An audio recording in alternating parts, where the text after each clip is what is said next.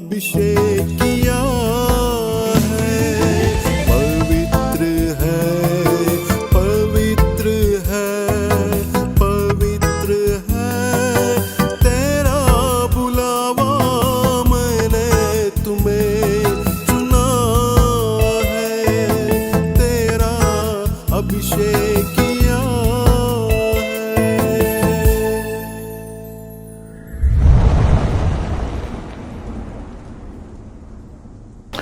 सबको जय यीशु की।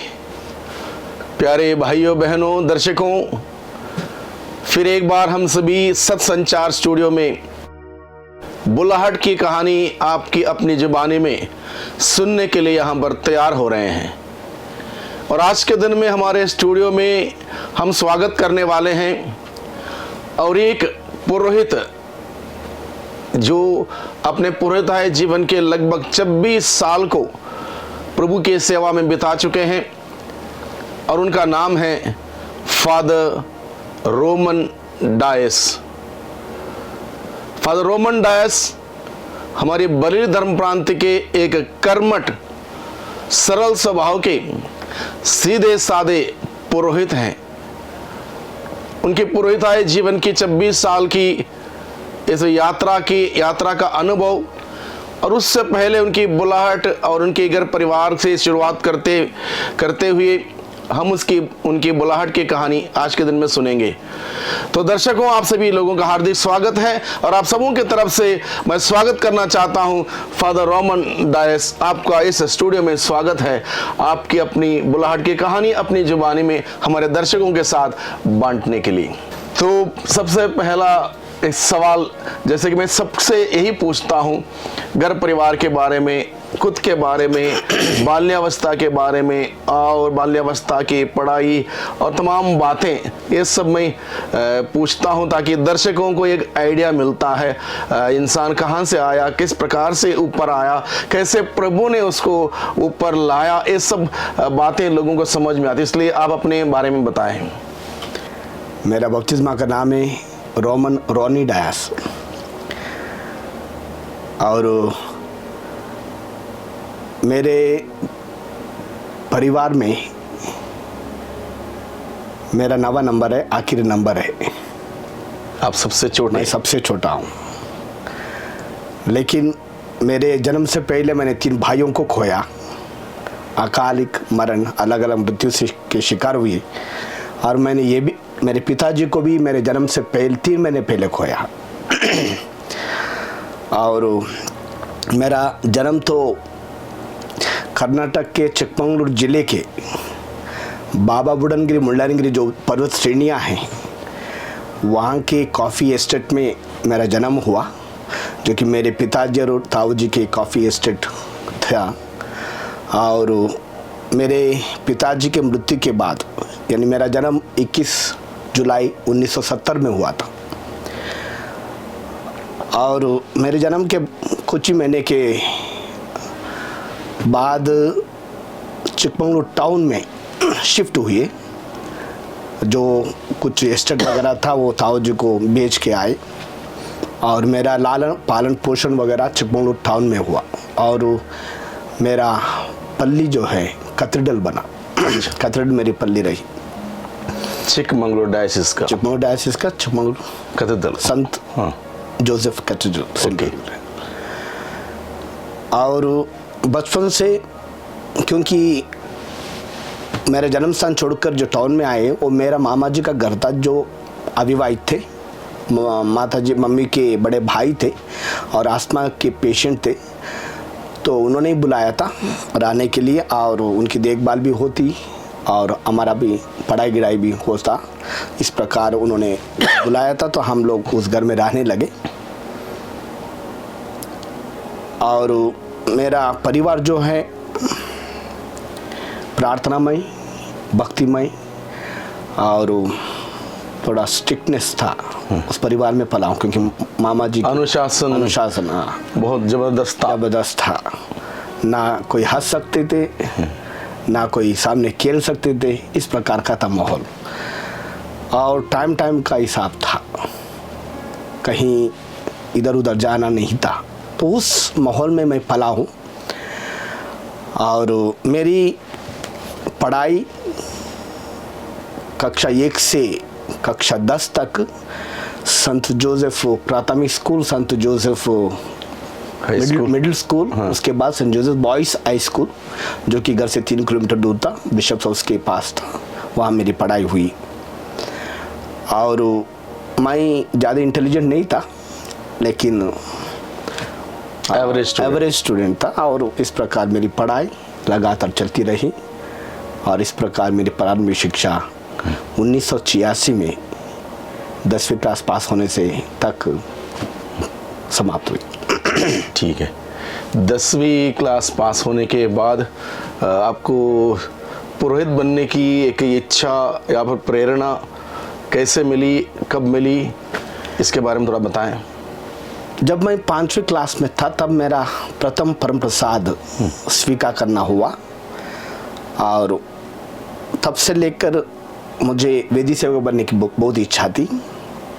और इस तरफ से घर में और उस तरफ से पल्ली पुरोहित मिस्सा बलिदान, रोज़ाना मिस्सा बलिदान में आने के लिए प्रेरणा देते थे और इस प्रकार मुझे रोज़ाना मिस्सा में आने का मौका मिलता था और वेदी सेवा करने की एक मौका मिलता था। और हर एक शनिवार के दिन हमारी वेदी सेवकों की बैठक होती थी। जो भी सहायक पल्ली पुरोहित थे उस मीटिंग का संचालन करते थे और हम लोग लगभग 25-30 हुआ करते थे वेदी सेवक वाले। और 3 साल के बाद मुझे लीडर भी बनाया गया। मैं 2 साल लगातार लीडर रहा वेदी सेवकों का। और वेदी सेवा करने के ज़रिए, और वैसे तो मुझे पुरोहित बनने की जो इच्छा थी वो पहले से थी और मेरा पल्ली के हर कार्यों में साथ होना, हमेशा वहीं चर्च में होना, किसी काम में तैयार रहना बचपन से ही, और सहायक पल्ली पुरोहित के साथ रहना। और जो चिकमंगलूर के जो मैगजीन है उस समय नवज्योति था, उसके बाद स्नेह ज्योति बन गया, उसमें काम करने के लिए कभी कभी बुलाते थे तो मैं उपलब्ध रहता था। घर की कोई टेंशन नहीं थी। घर वालों को मालूम था कि मैं एक चर्च में हूँ और उनका था चर्च से स्कूल, स्कूल से चर्च, नहीं चर्च से घर से स्कूल, स्कूल से घर, या घर से चर्च, चर्च से घर, इस प्रकार का। तो उनको मालूम था मैं कहाँ हूँ। और यदि मैं देर से आता हूँ कोई सवाल नहीं पूछते थे क्योंकि उनको मालूम था कि मैं कहाँ हूँ। तो सहायक पल्ली पुरोहित के साथ होना या कामकाज होना या कोई प्रार्थना आराधना होती तो उसमें भाग लेना, तो इन सबों को देखकर जितने भी सहायक पल्ली पुरोहित थे या पल्ली पुरोहित थे उनको लगा कि मैं पुरोहित बनने वाला हूँ। अच्छा, पहले से उनको अनुमान हो चुका था। यहाँ तक कि उस समय के धर्माध्यक्ष रहे, बाद में बेंगलुरु के आर्च बिशप बने, आज रिटायर्ड बिशप हैं, बिशप अल्फोंसस मत्यास, जो कि 1964 में वेटिकन सभा में इंडिया की ओर से जितने भी धर्माध्यक्ष शामिल हुए वो अकेले हैं जो जीवित हैं इंडिया में। तो उन्होंने भी मुझे बहुत बार कहा पुरोहित बनोगे करके, क्योंकि जब भी वो कैथेड्रल में आते मैं वेदी सेवक बना रहता था और वो मुझे देखते थे किस प्रकार का लड़का था, तो उन्होंने कह दिया कि, और उन सभी कह चुके हैं। और यानी वहाँ के सामने तो लोगों के बीच में भी बात रही कि मैं पुरोहित बनूंगा, तो मुझे तो अपने आप में थी वो।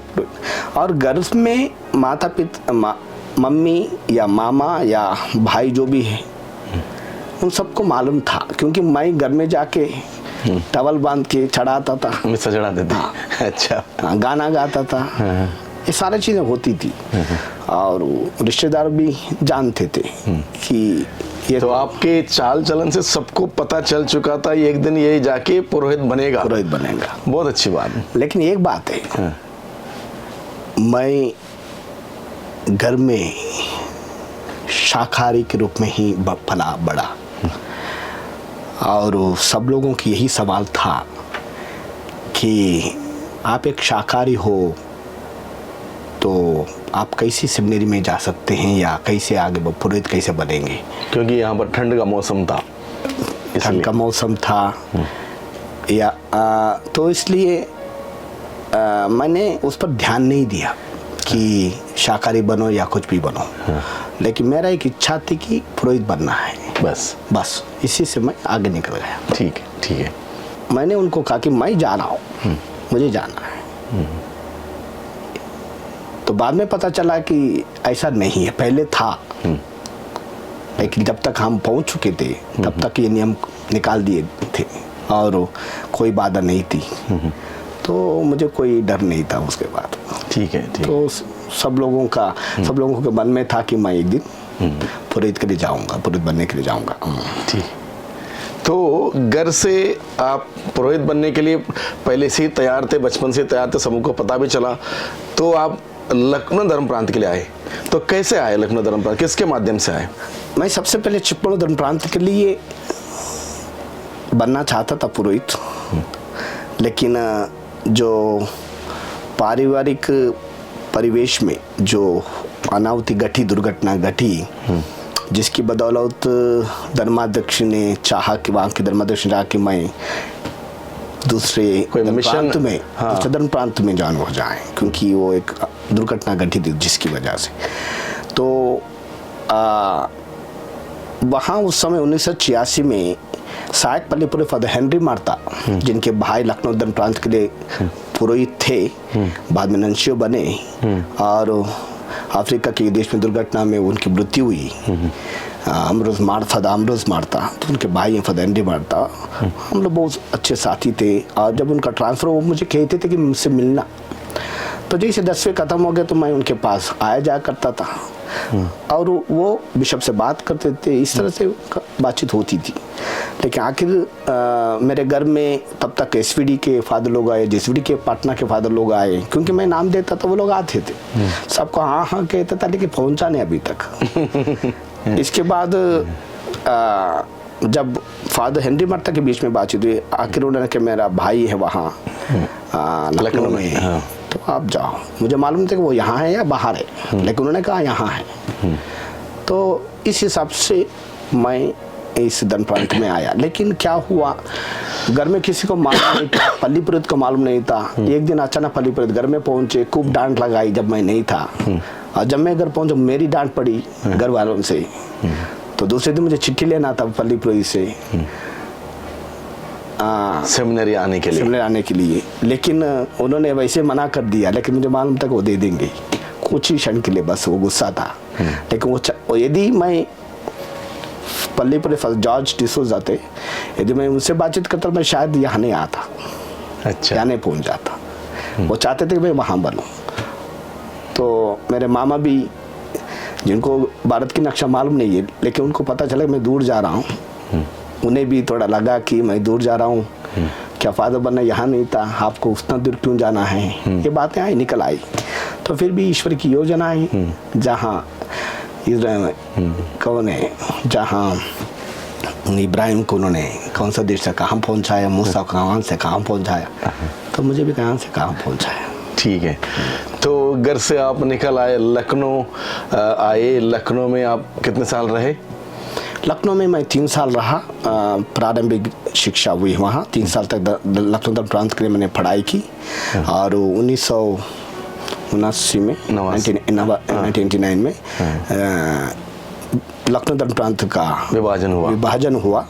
उस समय फादर जॉन लोब डायरेक्टर थे, उन्होंने हमसे चाहा कि हम लोग लगभग 11-12 लोग थे लखनऊ धर्म प्रांत के लिए, चाहा कि हम किस धर्म प्रांत में जाएंगे। मैंने 3 चिट्ठी निकाली, पहले बरेली लिखा, बीच वाला लखनऊ लिखा, तीसरा बरेली लिखा।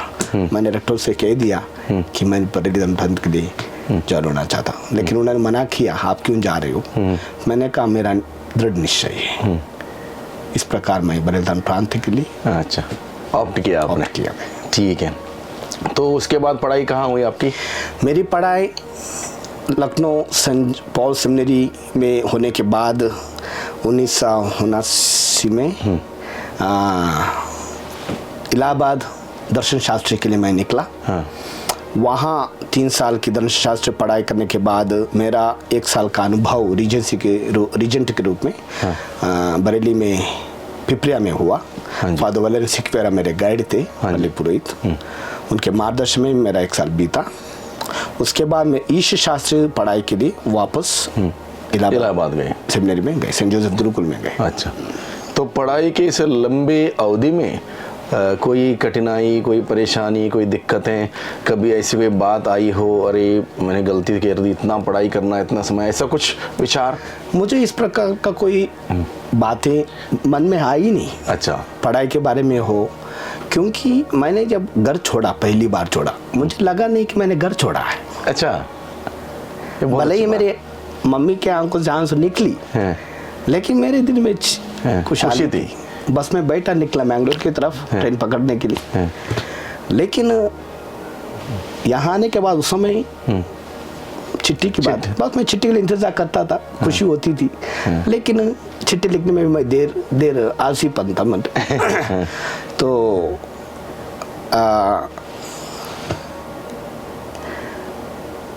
सेमिनरी में मुझे पढ़ाई में या रहन सहन में मुझे कोई परेशानी, किसी प्रकार की कोई दिक्कत नहीं हुई। मैं चलता गया, साल जैसे हो गया, मैं चलता गया और साल बीतते गए, पढ़ाई होती गई, और मुझे कोई परेशानी नहीं। तो जिस दिन का एक इंतजार था, पुरोहित बनने का एक बड़ा एक सपना होता है हर किसी का, तो वो दिन आपके लिए कैसा रहा? वो कहाँ पर आपका अभिषेक हुआ? हाँ, ये हम 12-11 साल की मेहनती परिश्रम जो भी कहे जाए, पढ़ाई और रहन सहन के द्वारा, तो हम इच्छुक थे कि हमारी पुरोहित बनने के समय या दिन नज़दीक आ रहा है। हम हमारे बैच में सब लोग खुश थे और हम अपनी तैयारी करने लगे। और उसी के दौरान बिशप एंथनी फर्नांडिस, जो हमारे बरेली धर्म प्रांत के धर्माध्यक्ष थे, वो सेंट जोसेफ सेमिनरी में अपनी भेंट करने आए थे। उस दौरान मैंने अपने निवेदन किया कि मेरा पुरोहिताभिषेक मेरे पल्ली में हो जाए, अपने घर में हो जाए। तो उन्होंने बिना हिचकिचा के उन्होंने किया, ठीक है, मैं आपके बिशप साहब से बात करके कर दूंगा, आप ठीक है आगे बढ़िए। बस वही था। और मैंने घर वाले भाइयों को बता दिया, मैंने अपनी तैयारी करने लगे। और वहाँ के उस समय के बिशप JB सिक्वेरा चिकमगलूर के, उन्होंने चिकमगलूर के अन्य 2 पुरोहितों के साथ मेरा अभिषेक किया। अच्छा। और इस प्रकार पुरोहित बना। बहुत अच्छी बात है। तो आप पुरोहित बने, उसके बाद निश्चित रूप से वो एक्साइटमेंट हमेशा वो रहा होगा आपके जीवन में। तो कहाँ कहाँ आपने सेवा कार्य किया पुरोहित बनने के बाद? फादर रुडॉल्फ, फादर डेरिक मेरे पुरोहिताभिषेक में उपस्थित थे। और हम भी थे। आप भी थे? हम भी थे। अच्छा। ओ, हम भी आए थे, मैं भूल गया भाई। फादर मार्केलेस धर्म प्रांत की ओर से नियुक्त थे। और उस दौरान फादर फादर रुडॉल्फ रोड्रिगस ने एक बात कही थी, आपको याद होगा पता नहीं, अपने भाषण में, कि वो मेरे साथ थे और मेरे साथ रहेंगे। तो मैं उपयाजक के रूप में उनके साथ था पोलीगन में, और नियुक्ति मेरी वहीं हुई सहायकपल्ली के पुरोहित के रूप में। और मैं आया वापस पुरोहित जीवन जीने के लिए धर्मप्रांत में। लेकिन बिशप साहब ने मुझे सिर्फ 1 ही महीना उनके साथ रहने दिया। 1 ही महीना? और मुझसे कहने लगे कि आपको तुरंत पिपरियापल्ली में जाना है, वहाँ के फादर मॉरिस के साथ होना है। और मैं शायद दूसरे दिन में निकल गया, भले ही फादर रुडॉल्फ ने कहा कि नहीं, आप 2 दिन रुको, आगे जाओ। और मैंने कहा फादर मॉरिस आए हैं, बाइक में जा रहा हूँ, बैठ के, और निकल गए। बाइक में गए। उसके बाद मैं वहाँ बाकी का 1 साल बिताया। बॉम्बे स्टेशन देखना था, वहाँ से फादर कभी जाते थे या मुझे जाना था। टुंडरपुर स्टेशन देखना था मिसा के लिए, और वहाँ के विद्यालय में मदद साथ देना था, और पल्ली के दूसरे कार्यों में भी साथ देना था। तो इस प्रकार मेरा 1 साल बीत गया। और उसके बाद मेरा ट्रांसफ़र कादगोडम सेंट तेरेसा पल्ली में फादर जॉन मेंडोंसा के मार्गदर्शन में रहा। 1 साल वहाँ बीता, वहाँ पल्ली में। और स्कूल में फादर ने मुझे जिम्मेदारी दी थी प्राइमरी सेक्शन देखने के लिए, और मोती नगर चैपलेन मुझे बनाया गया था। और मिसा बोलने जाना था। और ईसाई नगर मिसा के लिए भी जाया करते थे। और इस प्रकार वहाँ के चर्च एक्टिविटीज़ में मैं भाग लेता था। अच्छा, ठीक है। उसके बाद मुझे किच्छा में फादर मार्क के मार्गदर्शन में रहने के लिए भेजा गया। हाँ।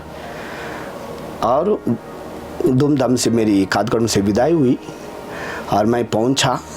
जब तक मैं सूटकेस पूरा खोल लेता तब तक बरेली बिशप्स हाउस में फादर वलेरियन डिसोजा की मृत्यु हो जाती है। और उसके तीसरे दिन मुझे बताया जाता कि आपको बासपुर जाना है। तो एक हफ्ता भी नहीं रहा मैं फादर मार्क रोड्रिगस के साथ, तो मुझे सीधा बासपुर जाना पड़ा। वहाँ फादर रॉबर्ट के साथ 1 साल और उसके बाद फादर वलेरियन सिपेरा आए पल्ली पुरोहित, उनके साथ 1 साल रहा। 2 साल मैंने वहाँ सहायक पल्ली पुरोहित में बिताया। तो वहाँ के बाद जोलीकोट पल्ली पुरोहित के रूप में मेरी नियुक्ति हुई 2001 में। अच्छा। 2001 से 2005 तक पल्ली पुरोहित के रूप में बाना पल्ली की भी देखभाल अच्छा किए थे। और उसके बाद पिपरिया पल्ली पुरोहित के रूप में 2005 से 2011 तक 6 साल रहा मैं। अच्छा, 6 साल रहे पिपरिया में। रहा वहाँ विद्यालय को देखना, पल्ली को देखना और सब स्टेशन टुंडलपुर को देखभाल करना, ये रहा काम। और वहाँ हॉस्टल भी शुरुआत की थी। आपने शुरुआत किया था ना वो हॉस्टल? अच्छा, हॉस्टल शुरुआत की थी। उसके बाद समाज सेवा की शुरुआत भी फादर डेरी के माध्यम से। अच्छा, समाज सेवा का कार्य भी शुरू हुआ। शिक्षक के साथ मिलकर वहाँ कई गाँवों की देखभाल की थी। उसके बाद 2011 में मेरा ट्रांसफर रुद्रपुर पल्ली में हुआ। रुद्रपुर, हाँ। रुद्रपुर पल्ली में बहुत एक्टिविटीज़ चले, क्योंकि वहाँ की लोग जनता भीड़ थी और विश्वासियों की संख्या भी बढ़ रही थी। तो कई प्रकार के कार्यक्रम किए और वहाँ 4 साल रहा मैं। अच्छा। उसके बाद वहाँ से मुझे दा फार्म भेजा गया। और दा फार्म में पल्ली की देखभाल करना, स्कूल की देखभाल करना और हॉस्टल की देखभाल करना, और कभी कभी कैलाश कॉलोनी में मिसा बलिदान चढ़ाने के लिए जाना और वहाँ की ये परिस्थितियाँ रही और देखभाल करना। तो मैं लगभग 5 साल वहाँ रहा। अच्छा, दाफा में। तत्पश्चात मेरी बदली करेली के आपके ही शुरुआत की हुई, आपके शुरुआत यानी पल्ली पुरोहित के रूप में। तो उस जगह में करेली ज्योतिर्नय कीर्तन आश्रम में अब ये मेरा 3रा साल है और मुझे मौका दिया गया है कि वहाँ सेवा करने के लिए। ठीक है। तो जैसे फादर जी मैंने सुना धर्म प्रांत में कठिन से कठिन जगह पर आप रहे, जैसे पिपरिया बहुत ही कठिन जगह माना जाता है और वहाँ पर आप 6 साल रहे। आपने 8 साल रहे पिपरिया में और वहाँ पर आपने हॉस्टल की शुरुआत की, समाज सेवा का कार्य को शुरुआत किया, बहुत सारे अन्य कार्यकलाप रहा, टुंडलपुर जाना पड़ा और यहाँ पर आप जोलीकोट में जब थे बाना जाना पड़ा और जब आप क्रूस के रास्ते की वो शुरुआत आपके उस इनिशिएटिव से शुरू हुआ जोलीकोट में। तो आज के दिन में एक अच्छा एक उदाहरण, अच्छा एक जगह बना है सभी लोगों के लिए जाके क्रूस का रास्ता करने के लिए आपने शुरुआत की, सतत प्रयास करते हुए। उसके बाद वहाँ की स्टोरी बताऊं कि क्रूस का धर्म प्रांत की योजना थी। फादर पाउलो जा रहे थे पढ़ाने के लिए ब्रदर लोगों के लिए। तो मेरे हाथ में उन्होंने जिम्मेदारी दी या कहते हुए कि ये धर्म प्रांत की योजना है क्रूस का रास्ता बनाने के लिए। तो उसके बाद 2 महीने के बाद जेरोम की बैठक में आए थे, तो उन्होंने भी मुझे कहा इसके बारे में जानकारी, और मैंने कहा पैसा कौन देगा? तो बोले कि बिशप स्वामी ये धर्म प्रांत की योजना है। तो बिशप स्वामी तुरंत निकले और मैंने बिशप स्वामी से कहा, बिशप स्वामी बोले भूल जाना। अच्छा। तो मेरे मन में एक बात थी, यदि ये योजना है तो योजना है। तो 2 महीने मैंने लिया, सोचता रहा। तो मैंने सोचा कि मैं क्यों ना पल्ली के द्वारा शुरू करूं। तो पल्ली समिति की बैठक बुलाई गई, तो उनके बहुत अच्छा लगा। तो पल्ली समिति ने कहा कि आम बैठक में डाल दिया जाए। तो ऐसे 3 बार सतत बैठकें हुई और यह निश्चय किया गया हर परिवार से 50 रुपया चंदा शुरू कर। तो लगभग 7 महीने के बाद लगभग परिवारों लोगों ने 7,500 इकट्ठा किया। तो मैंने फादर जरम से बात की। फादर जरम ने कहा अच्छी बात है, ले लो मेरी तरफ से 25,000 उन्होंने दे दिया। अच्छा, आप 25 7,500 कितने हो गए? 32,500। उस 32,500 में ही मैंने काम शुरू किया। बाना वाले लोगों से कहा 2 दिन का वेतन नहीं दूंगा, बाकी वेतन मैं दे दूंगा। उसके बीच में सेंट मेरी स्कूल नैनीताल 20,000 रुपये उन्होंने अलग अलग टाइम पे दिए और 10,000 सेंट एंथोनीस कॉन्वेंट सिस्टर शालिनी दीदी सुपीरियर उन्होंने दिए मुझे। और जो क्रूज लगाना था 12 मुकामे के, वो भी सेंट मेरी स्कूल के सिस्टर लोगों ने दिया। तो जो रास्ता बना है वो बाना वालों लोगों के श्रम के द्वारा बनाया गया, श्रमदान से बनाया गया। और ऊपर सिर्फ क्रूसी था, बाकी का चीज़ फादर जरोम ने लाके खड़ा कर दिया। लेकिन उद्घाटन के लिए गुड फ्राइडे के 1 हफ्ता पहले के जो शुक्रवार था, मैंने बिशप स्वामी से कह चुका था कि उद्घाटन के लिए काम हो गया है, आप आ जाइए करके। तो कई दिन पहले ही सूचना दी गई थी। तो उस समय फादर डेरिक डायरेक्टर थे सुचेतना के, तो उन्होंने भी मेरा साथ दिया। और नैनीताल दोनों पल्ली के लोग और जोलीकोट पल्ली के लोग और फादर्स कादगोडम के आए थे, धूमधाम से वहाँ उद्घाटन किया, आशीष दी गई, क्रूज का रास्ता भी संपन्न हुआ। और बिशप स्वामी ऊपर जाके लगभग 40 मिनट प्रवचन दिया। थकावट महसूस नहीं हुआ। और इस प्रकार वहाँ क्रूज का रास्ता शुरू हुआ। ये बहुत ही सराहनीय काम रहा फादर रोमन आपके। भले ही वो cruise father Peter Joseph Rodriguez और चिक्का कहलाते हैं, लखनऊ धर्म प्रांत के, उन्होंने 1978 में डाला था। अच्छा, वो क्रूज वहाँ पर जो है बड़ा वाला अभी जो है, लेकिन ये क्रूज का रास्ता का बुनियाद इसी समय शुरू। अच्छा, ठीक है। वो बहुत ही अच्छा सराहनीय काम रहा आपका। हालांकि कोई रिसोर्स नहीं था आपके पास, कोई पैसे नहीं थे, आपने जो भी चंदा मिला लोगों की उदारता पूर्वक उससे मेहनत करते हुए उस क्रूज रास्ते की योजना तय की। और आज के दिन में बरेली धर्म प्रांत में ताबर पर्वत के नाम से जाना जाता है और चालीसे में लोग वहाँ पर क्रूस रास्ता करने के लिए जाते हैं और इस प्रकार से प्रभु के उस दुख भोग पर मनन चिंतन करते हैं। बहुत अच्छी शुरुआत। ये मैं ज़रूर आपको शाबाशी दूंगा इस बात के लिए, क्योंकि ऐसा काम जरा हटके करना इतना आसान नहीं है, वो भी जब कुछ भी नहीं है आपके पास, तब भी एक लगन के साथ, एक प्यार के साथ, एक ऐसा एक रास्ता खोल के देना लोगों के लिए, जिससे कि लोग प्रभु के और नज़दीक आए। इस बात के लिए मैं धन्यवाद देता हूँ और आपको शाबाशी देता हूँ। तो साथ ही समय शाबाशी देता हूँ आपको, जो पिपरिया जैसे गांव के दूर दराज के बच्चों के लिए आपने सोचा, वहाँ पर आपने उनके लिए अपनी ही मेहनत से एक प्रकार हॉस्टल बनाया। मैं समझता हूँ वहाँ पर भी आपने आपकी स्वयं के एक इनिशिएटिव से शुरू किया। बाद 3 साल मैंने, वही 3 साल, तो वहाँ पर भी आपने बहुत अच्छा काम किया। टुंडलपुर जाना और यहाँ पर दाफाम में रहना, वहाँ पर भी हॉस्टल की देख रेख करना, तो बहुत अच्छा काम जगह जगह पर आपने बड़ी कठिनाइयों का सामना करते हुए किया। लेकिन मैं नहीं समझता हूँ आपने कभी भी कोई शिकायत की हो, कोई आपने नाराजगी जताए हो, बड़े शांत हो के आपने बहुत अच्छा काम किया फादर रोमन। जैसे कि मैं देखता आया हूँ, बड़े शांत हो के आप अपना काम करते रहे और आज भी वही स्वभाव, शांत स्वभाव बरकरार रखते हुए आप काम कर रहे हैं। बहुत अच्छा लगा आपसे ये सब बात जानकारी हासिल करते। मैं समझता हूँ हमारे दर्शकों को भी बहुत अच्छा लग रहा होगा। ऐसा पुरोहित किसी प्रकार से शो ऑफ नहीं, किसी प्रकार से दिखावा नहीं, बस अपने काम से मतलब अपने प्रभु के सेवा में काम करना बहुत अच्छी बात है।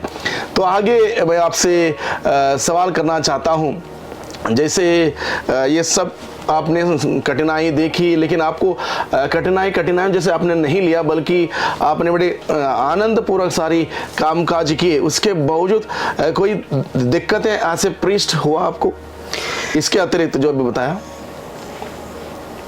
हर एक की योजना जो ईश्वर की है वो ईश्वर पूरा करता है, लेकिन मनुष्य अपनी योजना पूरा करने के लिए दिक्कतें आती हैं। तो हर एक इंसान अपने मन में कई प्रकार की योजना लाता है, तो उसी प्रकार मैंने भी कई प्रकार की योजना मेरे मन में लाया, लेकिन सब पूरा करने के लिए बाधाएं आती हैं।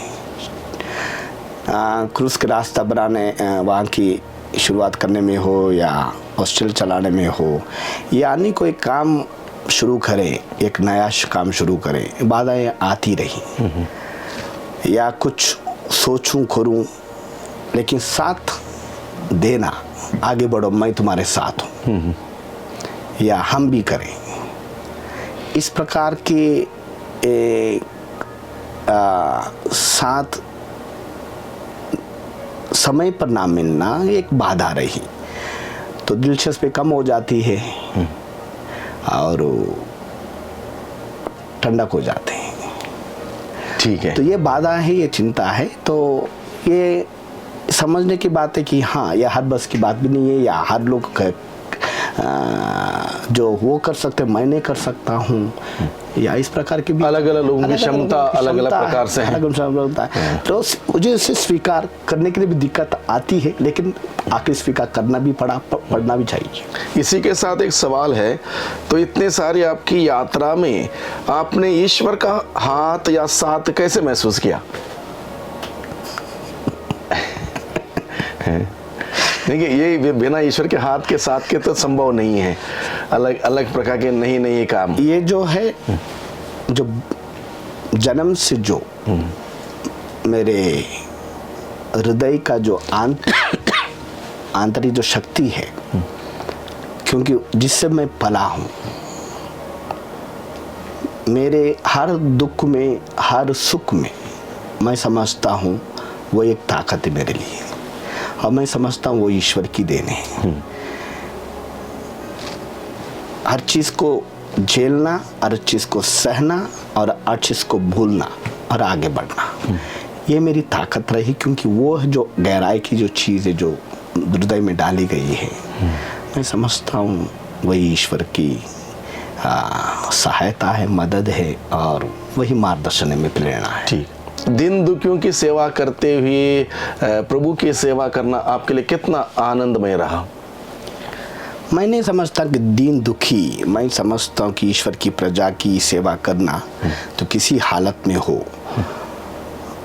मेरा, क्योंकि मैंने अपने जीवन को समर्पित किया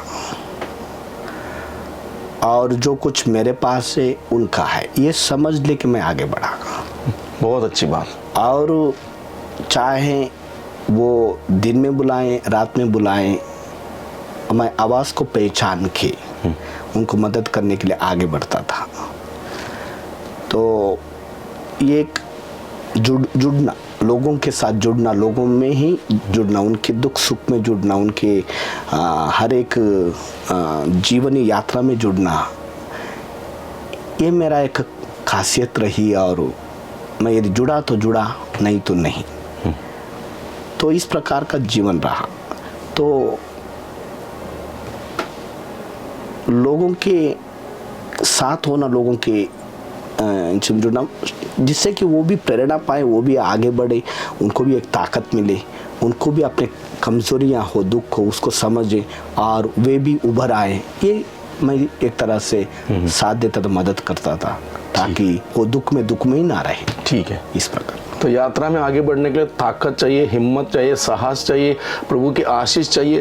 तो आपने अपने इस यात्रा में प्रभु की या प्रार्थना यात्रा में प्रार्थना का कैसे सहारा लिया, प्रार्थना का जीवन यानी कि आध्यात्मिक जीवन कैसे मेंटेन किया, कैसे आप आगे बढ़े प्रभु के प्रेम में?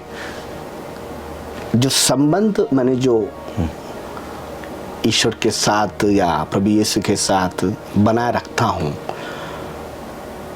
वो मुझे जो है वो बना दिया है। ठीक है।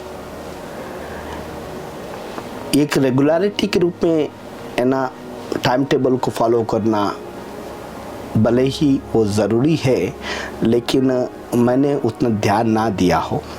लेकिन जो समय समय पर जो जुड़ना और जो प्रेरणा मिलती, जो मार्गदर्शन मिलता है, और प्रार्थना के रूप में जो परिवर्तन होता है, और एक बार प्रार्थना में जुड़ा तो जुड़ा, तो वो प्रार्थना में उस प्रकार का प्रार्थना में जीवन ने मुझे ताकत दी है, उस तरह का प्रार्थना में जीवन ने मुझे प्रभु की ओर आकर्षित करता रहता है। और इस प्रकार मेरा आध्यात्मिक जीवन बनता है। ठीक है, ठीक है। तो आखिर में एक सवाल है, हमारे दर्शकों को एक खास संदेश आप देना चाहेंगे? दर्शक लोगों को मेरा संदेश है कि हम ईश्वर की ओर बढ़े,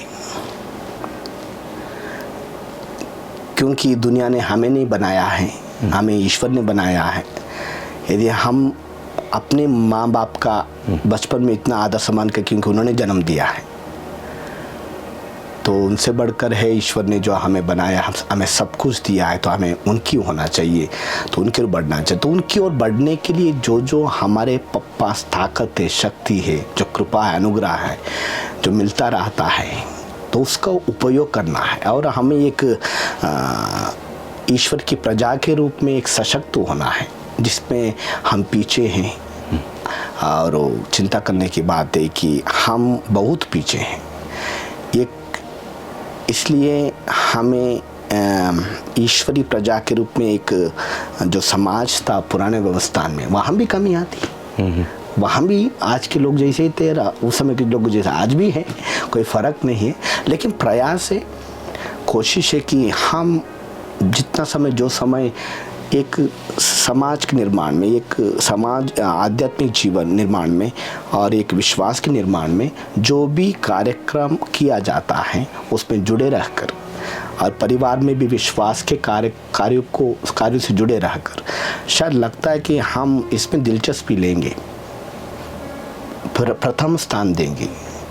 और परिवार के मुखिया पूरे परिवार के साथ और पल्ली पुरोहित के साथ सब लोग इस प्रकार का सोच लेके आगे बढ़ेंगे। मैं समझता हूँ कि बेहतर समाज का निर्माण करेंगे, और आने वाली पीढ़ी भी ईश्वर की जो भय में जीना, और मूसा का जो विश्वास था, पेतरुस का जो विश्वास बना, उस तरह का विश्वास हम हासिल करने में, या हमारे कलीसिया पल्ली के क्रिस्ती लोगों में विश्वास के निर्माण में कोई बाधा नहीं आएगी। मेरा विश्वास, मेरा भरोसा है।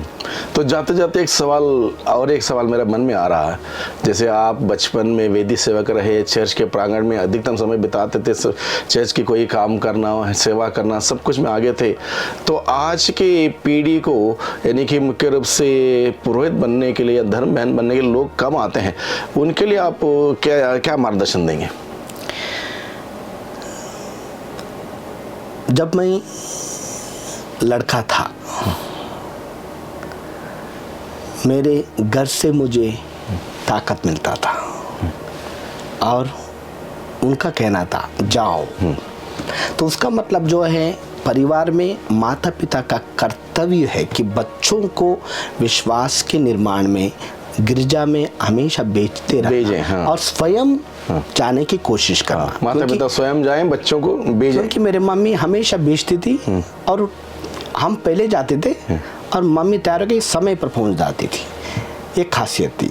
तो उस माहौल में हम पढ़े, तो आज वो माहौल चाहिए। हाँ, वो माहौल होगा तब आज भी लोग बनने के लिए आ सकते हैं। बच्चों के जो बाल्यावस्था में जो बीज बोया जाता है, वही अंकुर खिलता है, तो वो लोग भी आगे बढ़ेंगे विधि सेवक में। जैसे माता पिता वैसे बच्चे, जितना माता पिता, पारिवारिक प्रार्थना ज़रूरी है, उसके बिना तो परिवार का निर्माण भी अधूरा है। तो आजकल ये भी नहीं मिलता देखने के लिए, सुनने के लिए। हमारी कोशिश है, हम लोग प्रोत्साहन तो करते हैं, लेकिन करने वालों के लिए करने की बात होती है, तो वहाँ बहुत बड़ी बाधा है। ठीक है, बहुत अच्छी बात आपने हमारे दर्शकों को बताई। आपको बहुत बहुत धन्यवाद फादर। आपका जीवन बहुत ही एक उदाहरण का जीवन रहा, प्रेरणादायक जीवन रहा। मैं समझता हूँ हमारे दर्शकों के लिए ये बुलाहट की, फादर रोमन की बुलाहट की कहानी सुनकर बहुत ही अच्छा लगा होगा। तो दर्शकों, अब हम विदा लेते हैं इस हफ्ते के लिए यहीं तक, और फिर अगले हफ्ते और एक नए पुरोहित के साथ हम मिलेंगे उनकी अपनी बुलाहट की कहानी सुनने के लिए। तब तक के लिए सबको धन्यवाद, सबको जय यीशु की। जय यीशु की।